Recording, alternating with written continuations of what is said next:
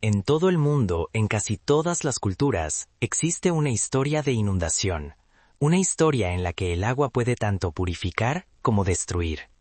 Durante años, los pescadores sacaban huesos extraños y herramientas del Mar del Norte, sin darse cuenta nunca de que provenían de un mundo perdido.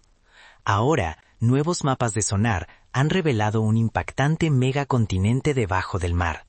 Hay una enorme cantidad de historia humana no registrada bajo la superficie del océano de la que no sabemos casi nada en absoluto. Pero los nuevos datos descubrieron algo más, algo terrorífico que no están preparados para explicar y que no quieren que el público sepa. Y es ahí donde esta historia da un giro verdaderamente horroroso. El misterio bajo las olas. Comenzó como un día ordinario en el mar. La tripulación de un arrastrero que trabajaba en las frías aguas del Mar del Norte sintió que sus redes se enganchaban en algo pesado debajo.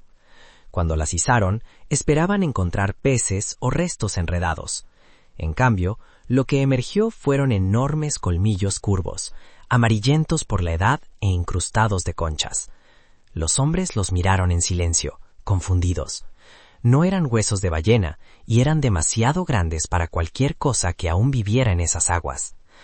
A lo largo de los años, muchas tripulaciones habían sacado restos similares y todos tenían la misma reacción inquieta. Los pescadores contaban historias de sus extraños hallazgos a cualquiera que quisiera escucharlos. Entre el bacalao y el arenque, a veces encontraban huesos gruesos de animales, fragmentos masivos de mandíbulas o herramientas hechas de piedra. Algunos objetos estaban ennegrecidos y pesados, manchados por siglos enterrados en el lodo del fondo marino. Algunos incluso mostraban marcas de cortes afilados, como si hubieran sido tallados con cuchillas mucho antes de la era moderna de la pesca. Estos hallazgos eran difíciles de ignorar, pero nadie podía explicar cómo los restos de mamuts, de antiguos ganados llamados uros, terminaban enterrados bajo uno de los mares más transitados del mundo. La noticia se extendió rápidamente por los pueblos pesqueros a lo largo de la costa este de Gran Bretaña y hacia Dinamarca y los Países Bajos. Algunas tripulaciones comenzaron a llamar a esas partes del Mar del Norte los campos de huesos. Evitaban ciertas áreas, afirmando que sus redes siempre atrapaban algo que debería haber permanecido enterrado. Los rumores se volvían más oscuros con cada temporada que pasaba. Los marineros susurraban sobre redes que subían con cráneos humanos con cuencas oculares huecas, aún llenas de arena. Otros afirmaban haber sacado gruesas estacas de madera, moldeadas como postes de cerca, como si alguna vez hubieran marcado el borde de alguna estructura olvidada. Incluso había historias sobre pescadores que oían ruidos débiles que surgían de debajo de las olas, como gemidos transmitidos a través del casco. Otros decían que el mar mismo zumbaba cuando sus redes tocaban ciertos lugares. Algunos creían que esos sonidos eran las voces de los ahogados, llamando desde un mundo enterrado bajo el agua. Otros pensaban que eran advertencias del mar mismo, una señal para dejar los antiguos terrenos sin perturbar. Fuera lo que fueran, los ruidos profundizaban el miedo de que el Mar del Norte no fuera solo un lugar de tormentas. Profundizaban el miedo de que el Mar del Norte no fuera solo un lugar de tormentas, sino la tumba de algo que alguna vez estuvo vivo. En pequeños pueblos costeros, algunos de los huesos eran enterrados nuevamente en silencio en cementerios de iglesias o arrojados de vuelta al agua. Los aldeanos los llamaban objetos malditos. Creían que perturbarlos podía traer tormentas o mala suerte. Otros guardaban los artefactos ocultos, reacios a dejar que atrajeran atención o curiosidad no deseada. A medida que pasaban los años, los científicos comenzaron a interesarse en los descubrimientos de los pescadores. Examinaron los huesos y las herramientas y encontraron algo asombroso. Los objetos eran antiguos, databan de más de 8,000 años atrás, hasta el final de la última edad de hielo. Los huesos provenían de animales que habían desaparecido hacía mucho de Europa septentrional, y las herramientas habían sido moldeadas por las manos de cazadores prehistóricos. Pero esto solo planteaba una nueva pregunta. ¿Cómo podía evidencia de vida de la edad de hielo encontrarse en medio de un mar moderno? Esa pregunta inquietaba a todos los que intentaban responderla. Pasarían décadas antes de que la ciencia moderna y los mapas finalmente revelaran la impactante verdad. Antes de eso, las primeras pistas vinieron de ingenieros petroleros. Paisajes fantasmales enterrados bajo el mar. Paisajes fantasmas enterrados bajo el mar. La búsqueda de petróleo en el Mar del Norte comenzó a revelar algo que nadie esperaba. En la década de 1960, cuando las grandes compañías energéticas empezaron a explorar el fondo marino en busca de combustibles fósiles, utilizaban barcos equipados con escáneres sísmicos. Estas máquinas enviaban potentes ondas sonoras al fondo del océano y registraban cómo los ecos rebotaban de vuelta. El propósito era encontrar capas enterradas de roca que pudieran contener petróleo y gas. Lo que los ingenieros no se dieron cuenta en ese momento era que esos mismos escaneos un día expondrían las primeras pistas de un mundo antiguo que había desaparecido bajo las olas. Al principio, los datos parecían ordinarios, llenos de las líneas y señales habituales de lodo, arena y piedra. Pero entonces algo extraño apareció en las grabaciones. Los técnicos comenzaron a notar patrones que no encajaban con las formas usuales de sedimento o roca. Los reflejos regresaban en líneas y curvas que se repetían en diferentes escaneos. Algunos se extendían por kilómetros antes de desaparecer en el ruido de fondo. Parecían casi como los rastros de valles o crestas que no deberían existir bajo tanta agua y limo. Al principio, los ingenieros culparon a los instrumentos. Pensaron que los escáneres habían fallado o habían captado interferencias de las olas de arriba. Sin embargo, los mismos patrones seguían apareciendo sin importar cuántas veces se repetían las prospecciones. Para la década de 1970, algunos geólogos curiosos empezaron a hacer preguntas. Se dieron cuenta de que las formas en los escaneos no eran aleatorias en absoluto. Los contornos parecían coincidir con las formas de paisajes que una vez habían existido por encima del nivel del mar. Algunas de las anomalías incluso parecían redes ramificadas que se asemejaban a sistemas fluviales antiguos. El problema era que nadie podía explicar cómo tales características habían terminado enterradas a cientos de pies por debajo del fondo marino. Durante años, los datos permanecieron sin usar en los archivos de las compañías, marcados como irrelevantes.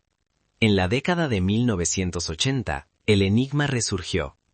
Los arqueólogos estaban escuchando historias de pescadores que seguían dragando huesos de la edad de hielo y herramientas de piedra. Cuando compararon esas zonas de descubrimientos con las ubicaciones de las antiguas prospecciones sísmicas, algo impactante quedó claro. Las formas extrañas y los hallazgos de los pescadores se superponían en las mismas regiones del Mar del Norte. Esto no era una coincidencia. Sugería que el fondo marino no era solo lodo y sedimento. Era la superficie preservada de un mundo que una vez había estado vivo. Aún así, había un problema. Los datos sísmicos nunca habían sido destinados a la arqueología. Eran borrosos, incompletos y diseñados para identificar capas de roca, no paisajes humanos. Muchos científicos seguían escépticos. Advertían que interpretar estos contornos fantasmales como valles o llanuras podía ser engañoso. Sin evidencia física, decían, era imposible probar que un paisaje antiguo realmente existía allí abajo. Pero otros no podían ignorar los patrones. Había demasiada consistencia entre los escaneos y los hallazgos de los pescadores como para descartarlo como azar. A finales de la década de 1980, un pequeño número de investigadores comenzó a impulsar la idea más allá. Empezaron a sospechar que bajo el Mar del Norte yacía un mundo entero ahogado, preservado por el lodo y el tiempo. Para probar esa teoría, necesitaban entender quién había vivido allí una vez, y cómo un mundo así podía haber desaparecido. Un corazón olvidado de la edad de piedra. Cuando llegaron los primeros resultados científicos, lo cambiaron todo. Los extraños objetos extraídos del mar no eran escombros aleatorios ni carga perdida de barcos. Eran los vestigios de un mundo que alguna vez había estado lleno de vida humana. Los arqueólogos pudieron finalmente conectar las evidencias dispersas en una historia coherente, una que se remontaba 10.000 años atrás, hasta el período mesolítico, la parte media de la Edad de Piedra. La confirmación llegó a través de pruebas. Cada pieza de hueso y madera fue datada mediante análisis de radiocarbono, un método que mide cuánto carbono radioactivo queda en materiales que alguna vez estuvieron vivos. Los resultados situaron los huesos, colmillos y fragmentos de madera entre el 10.000 y el 6.000 AC. Esta era una época en la que Gran Bretaña aún estaba unida a Europa continental, antes de que los mares en ascenso la separaran para formar una isla. Para asegurar que las fechas fueran fiables, los científicos analizaron docenas de muestras de diferentes ubicaciones de arrastreros. Todas apuntaban a la misma ventana temporal. Los microscopios añadieron otra capa de prueba. Bajo magnificación, muchos de los huesos de animales mostraban surcos finos y paralelos hechos por herramientas afiladas. Estas marcas eran signos inconfundibles de despiece. Los arpiones de sílex encontrados entre ellos tenían rayones y desgaste en sus bordes, evidencia de que habían sido usados repetidamente para la caza. El patrón era claro. Quienesquiera que hubieran vivido en este paisaje perdido, habían cazado, pescado y fabricado herramientas de hueso y piedra, al igual que otras comunidades mesolíticas en toda Europa. Los investigadores compararon entonces los mapas de los arrastreros con los escaneos geológicos recopilados décadas antes. Los lugares donde los pescadores encontraron artefactos coincidían perfectamente con ciertas áreas de tierras altas y llanuras de inundación visibles en los datos sísmicos. Esto significaba que las personas que alguna vez vivieron allí habían construido sus campamentos a lo largo de ríos y valles que ya no existían. Al relacionar los hallazgos con la topografía antigua, los arqueólogos pudieron comenzar a imaginar cómo habían vivido estas comunidades antes de que el mar subiera. Doggerland, Doggerlandia en español, como se llegó a llamar a la región, no era un yermo vacío. Era un entorno próspero de humedales, lagos y llanuras herbosas llenas de vida silvestre. Manadas de ciervos rojos, alces y ganado salvaje pastaban en los espacios abiertos, mientras que jabalíes osaban en los bordes de los bosques. Las familias probablemente seguían rutinas estacionales, moviéndose de campamentos ribereños en verano a bosques protegidos en invierno. Cocían sobre fogatas al aire libre y pescaban con lanzas y redes hechas de fibras vegetales. Granos de polen preservados en núcleos de sedimentos confirmaron la presencia de avellanas, juncos y flores de pradera, todos los cuales eran alimentos básicos en las dietas mesolíticas. Las estimaciones de población son difíciles, pero basándose en el tamaño del área habitable, algunos expertos creen que Doggerlandia podría haber sustentado a miles de personas. Incluso, podría haber estado más densamente poblada que partes de la Gran Bretaña continental en esa época. Su ubicación entre el continente y las islas la convertía en un corredor ideal para la migración y el comercio. Herramientas encontradas tanto en Gran Bretaña como en el norte de Europa comparten diseños que sugieren contactos frecuentes.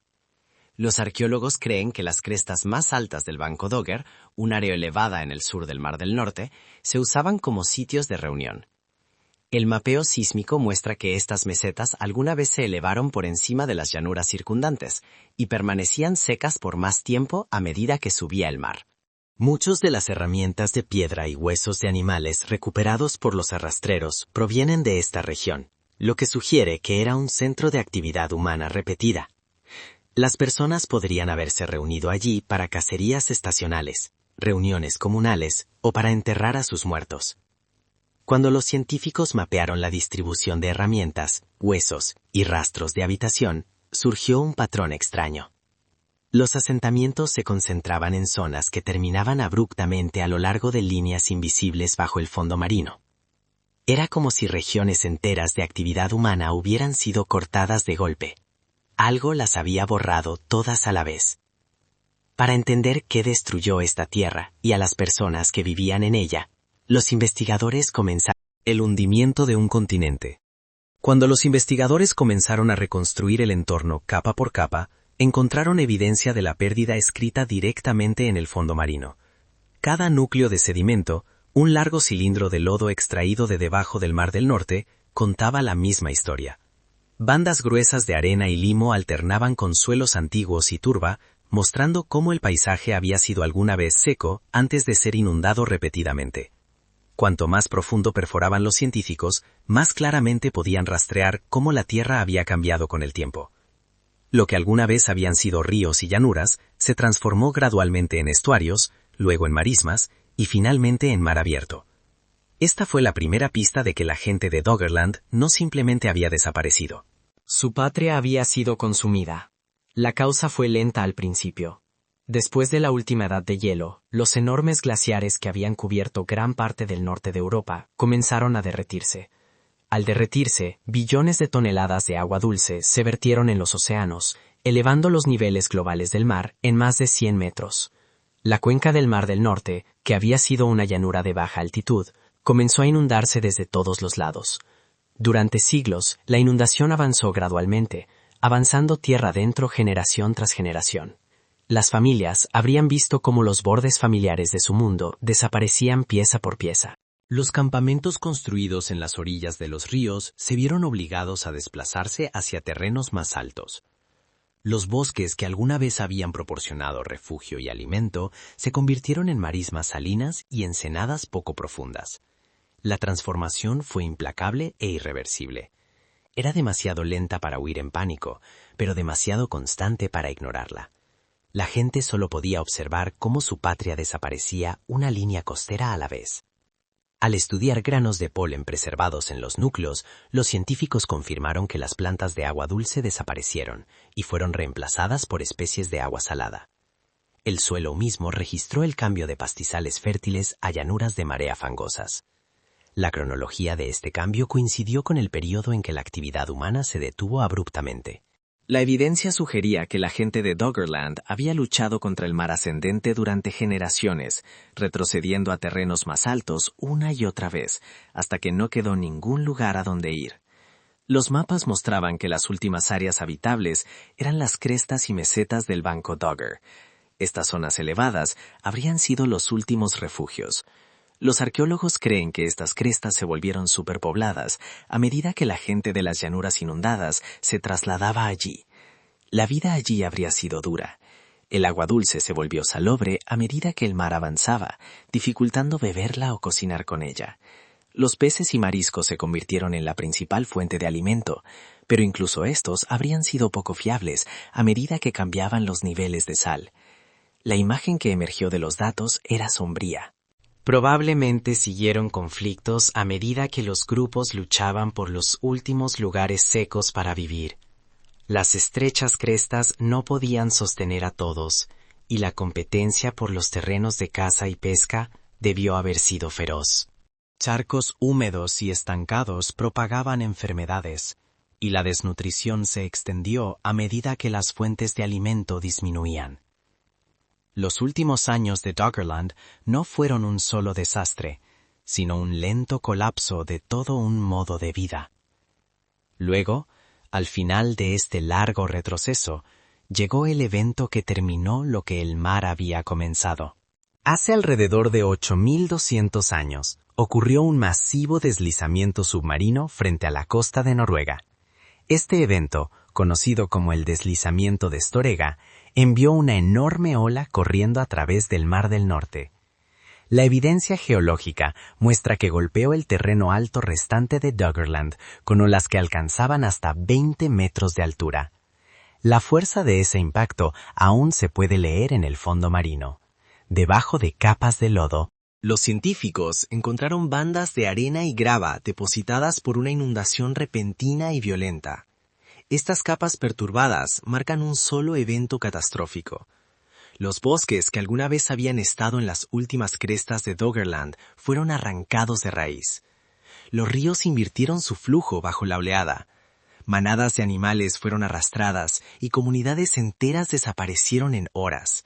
Lo que siglos de mares ascendentes no habían reclamado aún, el tsunami lo borró en un solo día. Cuando las aguas finalmente se calmaron, la tierra había desaparecido. El mar había reclamado toda la llanura, dejando atrás solo unas pocas islas dispersas. Los sobrevivientes que habían alcanzado las costas más altas de lo que ahora son Gran Bretaña y Dinamarca habrían mirado hacia un interminable expanse de agua donde alguna vez yacía su patria. Sus recuerdos pueden haber perdurado durante generaciones, transmitidos en historias de tierras hundidas y olas rugientes. Muchos investigadores creen que esos antiguos recuerdos se convirtieron en la semilla de los posteriores mitos europeos de inundaciones, cuentos de mundos tragados por el mar. Doggerland no había desaparecido sin dejar rastro, pero había sido borrado de la experiencia humana. Durante miles de años, su historia permanecería oculta debajo del fondo marino, esperando que Mapas que resucitan una megatierra perdida. Para la década de 1990, los científicos tenían acceso a miles de horas de datos sísmicos que las compañías petroleras y gasíferas habían recopilado décadas antes. Los investigadores ya no necesitaban descubrir los escaneos, necesitaban utilizarlos. La información era vastísima, cubría casi toda la cuenca del Mar del Norte, pero nunca había sido pensada para la arqueología. Los archivos eran enormes, distorsionados y llenos de interferencias de fondo. Convertirlos en algo que pudiera revelar un mundo desaparecido requería un enfoque completamente nuevo. Un pequeño grupo de investigación, liderado por el Dr. Vincent Gaffney, asumió la tarea. Su objetivo no era demostrar que Doggerland existía. Ya se sospechaba su existencia, sino reconstruirlo con precisión por primera vez. El trabajo exigía supercomputadoras lo suficientemente potentes como para procesar billones de reflexiones de ondas sonoras y un nuevo software capaz de filtrar el ruido causado por las cicatrices de perforación y el movimiento de sedimentos. Cada pequeña reflexión en el registro sísmico tenía que ser limpiada, medida y colocada en su ubicación correcta. El proceso tomó años. Para verificar que las imágenes digitales coincidieran con la realidad, el equipo perforó núcleos de sedimento en puntos clave del fondo marino. Cada núcleo era un tubo estrecho de barro estratificado que preservaba miles de años de historia ambiental. En su interior había rastros de turba, polen y suelos antiguos que alguna vez estuvieron en tierra seca. Cuando estas muestras físicas coincidían con las características del modelo digital, se confirmaba que las reconstrucciones eran precisas. Lentamente, en las pantallas de las computadoras comenzó a formarse la imagen de un paisaje sumergido. La imagen de un paisaje sumergido comenzó a formarse en las pantallas de las computadoras. Valles, crestas y llanuras que no habían sido vistas en 8000 años. El proyecto enfrentó obstáculos constantes. Los datos sísmicos pertenecían a empresas energéticas privadas, y obtener acceso requirió años de negociación. Algunas compañías temían que la liberación de su información pudiera revelar secretos comerciales sobre reservas de petróleo. El equipo de investigación tuvo que depender de conjuntos de datos limitados y cobertura parcial, ensamblándolos como un rompecabezas. Al mismo tiempo, la actividad industrial en el Mar del Norte se estaba acelerando. Los parques eólicos marinos, nuevas tuberías y operaciones de dragado amenazaban con destruir secciones del fondo marino antes de que pudieran ser estudiadas. Los arqueólogos trabajaban bajo una intensa presión, negociando breves ventanas de salvamento para recolectar muestras antes de que llegaran los equipos de construcción. Cada semana perdida significaba otro sitio potencial borrado para siempre. A pesar de estos desafíos, el progreso continuó. Para 2020, los investigadores produjeron los primeros mapas de alta resolución de Doggerland. Lo que alguna vez había sido datos abstractos, líneas, pulsos y cuadrículas coloreadas, ahora era un mundo visible. Bajo el Mar del Norte, podían ver el contorno de un paisaje entero, congelado en el lugar desde el día en que se hundió. Los mapas hicieron más que redibujar una línea costera. También expusieron las huellas físicas de un mundo que había terminado en catástrofe, y llevaron a los científicos a descubrimientos que pronto... Descubrimientos impactantes. La primera gran revelación fue la presencia de ríos fantasmas y megaestuarios. En los modelos digitales, amplias redes de canales se extendían por el fondo marino como venas.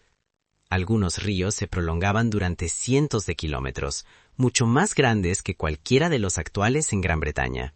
Un valle principal era tan vasto que, si aún existiera, rivalizaría con el tamaño combinado del Támesis y el Severn. Las ramificaciones de estas antiguas vías fluviales convergían en enormes estuarios que se abrían hacia lo que ahora es la costa del Mar del Norte. Estos canales no eran cicatrices geológicas aleatorias, eran sistemas estructurados y continuos que en su día alimentaban una llanura fértil, demostrando que Doggerland había sustentado una vegetación extensa y una abundante fauna salvaje.